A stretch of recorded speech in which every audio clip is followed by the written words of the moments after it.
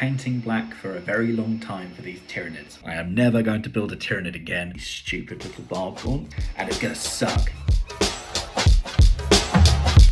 Right, Dan is turning 30. He's turning 30. We lost a dice. I think is that a dice? Hey. We're really professional here. Yeah, really. So what we've decided to do for Dan's 30th is actually get his Tyranid army painted up. Painted. Get some new bits and surprise Daniel at Warhammer World with maybe it's about 3,000 points worth of knits. Yeah. If they turn up in time. If they turn up in time and if we finish painting in time. We have a test model that Tom did, which again we will take a picture of this Screamer Killer. Yeah. It's not too bad. It's red, it's black, it's BMOF, it's got some blue stripes, it's looking pretty cool. Yeah. That's roughly the standard we need to do for another 100, 150 models. Yeah. We have a lot of Leviathan. We have some of Dan's old Tyranids, which we're going to try and tart up a few of. Yep. Warriors and Lictors and a really old Broodlord. And we've ordered in a Neurolictor, what's it called? The bit really Norn Emissary. Norn Emissary. A couple of Biovores, Harrispex, Exorcrine. So we've got some big stuff, as well as all the little gribblies that we're going to paint up for Leviathan. So we wanted to give you a heads up. I bloody hate Tyranids. You stupid little barb-gaunts. I don't like how they look. I don't want to paint them. I never would have painted them if it wasn't for stupid Daniel. But I like them. Yeah, you do. I like them. They're monsters. I mean, I'm painting bloody Space Marines or Custards or Knights. Yeah. So actually, things that have some texture. Yes. And are a bit different has been a bit of a relief. There we go. And I unfortunately did ask Dan at some point what colour he would want his knits. And with the red and black, and then I was like, oh yeah, and they have the blue lines, and I sat there and did the blue lines, and then regretted it after realising how many models we'd have to do. Well, this falls very much into my wheelhouse. Now you know what the challenge is. We've got about 4 weeks, and we've got about 2,500, 3,000 points of Tyranids that we need to paint up. Yeah. Tom set the bar. He did blue lines. I wouldn't have done it. This is my wheelhouse, though. Quick, lazy painting, as quick as we can. We're spreading it amongst the group. Dave's helping out. Chris, I don't know if he's actually going to paint anything, but he's probably going to help out a little bit, and me and Tom. So it's a bit of an experiment to see if we can get everything painted in time. It is an awful lot of models. It's an awful lot of paint that we're going to need to do. We'll report back. We did it! Yay! We actually did it! 94 models on this table have been painted by us and a bit of Dave and no Christopher. And I didn't paint anything, so it all get done in time. Yeah, no Chris. Naughty Chris. In about a month. 2,800 points, kind of depending on how you set it up. An awful lot of models, but it's kind of impressive how quickly we managed to get it done. I'm blown away, actually. I mean, especially, which is my fault, I started with Screamer Killer. This Screamer Killer. Yeah. And I was like, oh yeah, I could do that, because Dan loves that style. He does. I think it's the High Fleet Behemoth, I think, is this one? Yeah. And and then so I started doing the blue lines, and then I realised, looking at all the models just in the Leviathan box at that point, that I'd set myself a bit of a painful task. Yes. And so he roped in some help.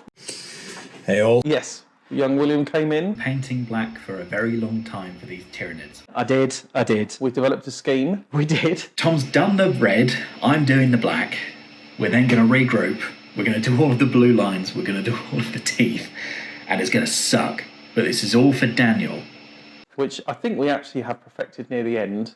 Just the last couple of models were kind of the best. Yeah, we really loved those. They kind of were. So we'll talk through them, but this Exorcrine and the Harrispex were the last ones we did, and by that point we were all right at it. But the most of what you see here is there's a lot of Leviathan, but then we did a big old order for the Winged Hive Tyrant, which is actually an old one of Dan's. There's some old metal models of Dan's that we painted up a bit last minute, a Neurothrope, some Leapers, a really old Ravener. We brought in the Norn Emissary, the Harrispex, the Exorcrine, the Deathleaper over there, and then we repainted Dan's very, very old and very badly painted. Actually, I must have lied at some point saying he's never painted anything. He did, but he painted black and red on top of grey plastic not very well when he was about 10, so we can forgive him for that. There's an old One Eye over here and a Carnifex that we painted up as well after some repairs. And the guys that drop bombs, what those? Oh, but we got some little Biovores as well, because they are cool. They're really cool, actually. When I say they're cool, I still hate Tyranids. They are the worst. This is literally my nightmare of an army to build and paint, because I don't like spindly things. I don't like having to... I don't like having to do lines, Tom, and I completely blame you for that one. Well, you got very good at it, Will. I got all right at it by the end. It's good brush practice, actually. Yeah, For anyone who wants to whatever. improve their brush skills, Yeah. sitting and just doing those, lines on the For armour, hours on end. it's very good for brush control. It is. But yeah, look, we're really happy with it. I think to be honest, I wasn't sure we were going to get it done. No. At points. At times. Well, we had other projects. I mean, you've been painting the World Eaters at the same time. You did the I had Custodies. There's a showcase of those now available on Weird Wolf YouTube. Yeah, we'll be up at the time of this video. Yeah. But yeah, no, it's amazing. I'm really chuffed, and I just hope he actually is impressed. Yeah. Or even slightly understands the amount of hours that we put into this. We genuinely give this to Daniel tomorrow, and we got our last model in from Dave yesterday. Yes. Like it was tight. Very tight. But we think it's come out all right. So tomorrow we're off to Warhammer World.